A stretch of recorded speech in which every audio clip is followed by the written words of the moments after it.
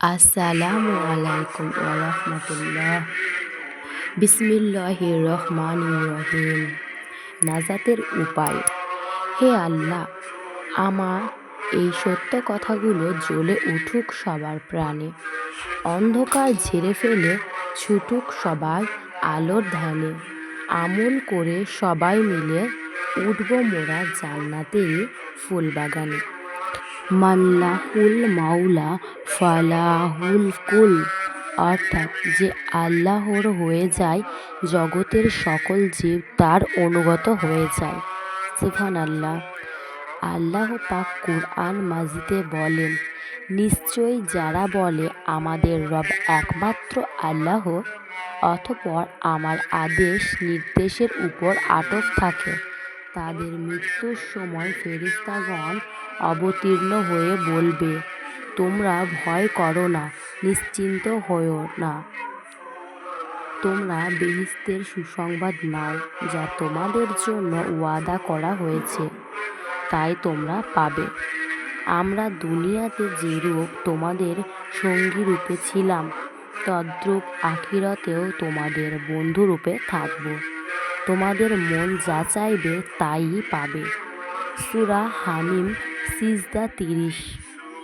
তাফসিরে ফাতহুর রহমান এর মধ্যে বর্ণিত আছে, মৃত্যুর কঠিন সময় আর ভয়ঙ্কর হাসর ময়দানে যখন মানুষ চিন্তায় ব্যাকুল হয়ে যাবে, তখন রহমতের ফেরেশতাগণ মুমিন বান্দাবান্দীদেরকে সান্ত্বনা দিয়ে বলবে, আল্লাহর হুকুমে তোমাদের জীবিতকালে আমরা যে রূপে তোমাদের সঙ্গী ছিলাম, এই সংকটময় সময়েও তোমাদের সঙ্গী আছি।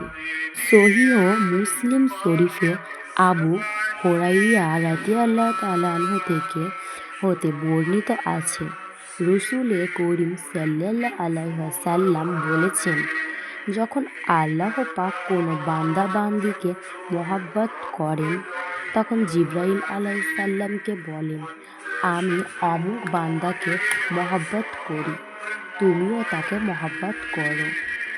তখন জিবরাইল আলাইহিস সালাম তাকে বন্ধু জানেন।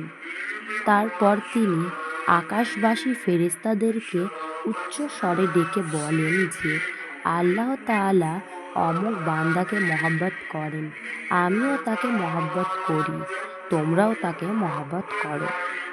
তখন আকাশবাসী সকলেই তাকে ভালোবাসে, মহব্বত করে, অতঃপর জমিনবাসীদের অন্তরেও তার ভালোবাসা সৃষ্টি করে দেয়া হয়।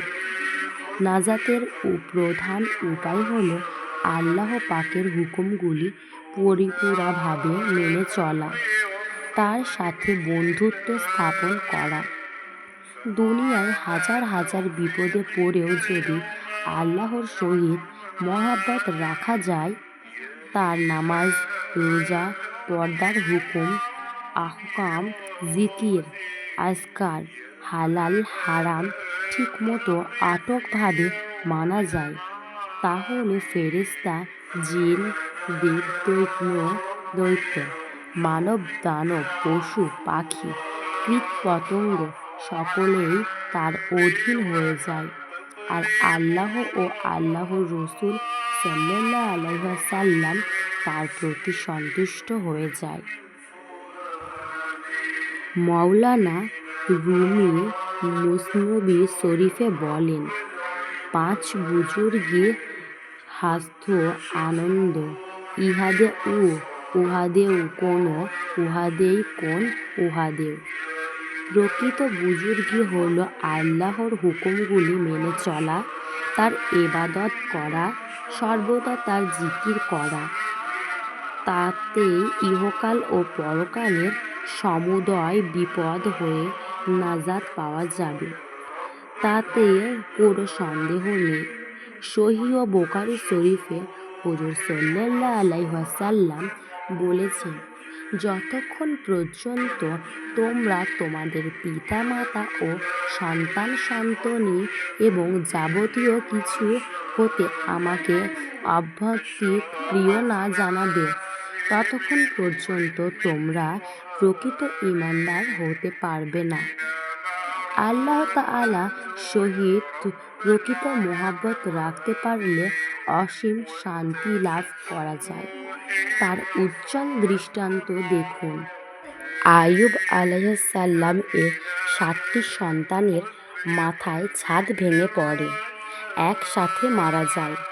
হঠাৎ অসহ্য সহায় সম্পদ ধ্বংস হয়ে যায়। সেই দুরবস্থার সময় তার 3জন স্ত্রী তালাক নিয়ে চলে যায়। চাকর বাকর সব তাকে ফেলে চলে যায়।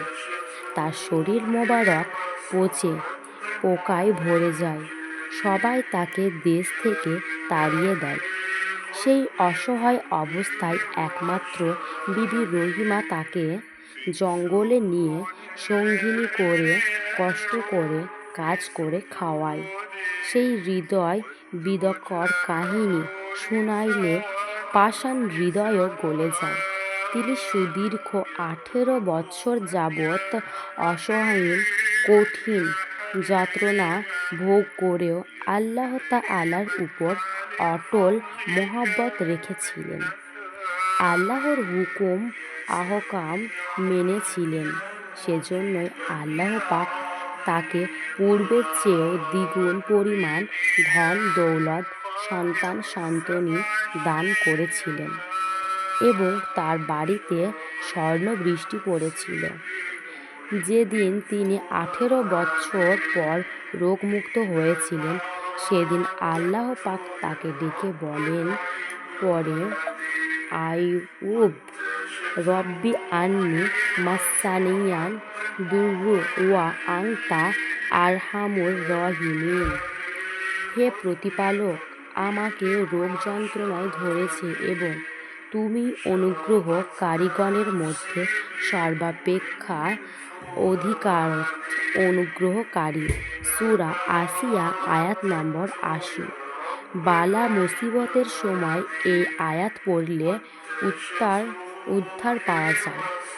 আইয়ুব আলাইহিসসালাম এই দোয়া পড়ার সাথে সাথে একটা পানির কূপ দেখতে পায়।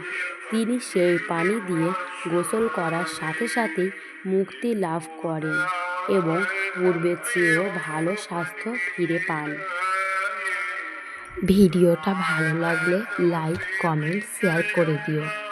চ্যানেলটিতে নতুন হলে সাবস্ক্রাইব করুন।